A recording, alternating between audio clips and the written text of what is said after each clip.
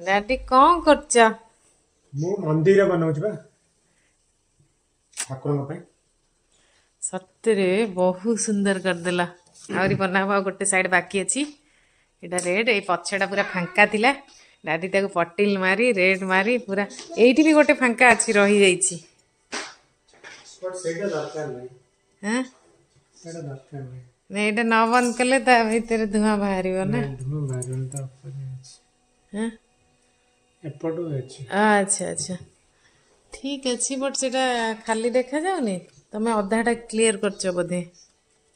ଠିକ ଅଛି, ସେଟା ବି thank you. You are most welcome. Finally ଆମ ମନ୍ଦିର ବନା ହେଇଗଲା। ଏଠି ବି ଷ୍ଟିକର ଲଗେଇ ଦେଇଛ ନା, ହାତ କଢା। ନାଇସ୍। ଆମ ମନ୍ଦିର ଆପଣମାନଙ୍କୁ କେମିତି ଲାଗୁଛି କମେଣ୍ଟରେ ନିହାତି ଜଣାଇବେ। ରହିଲି ନମସ୍କାର, ଜୟ ଜଗନ୍ନାଥ।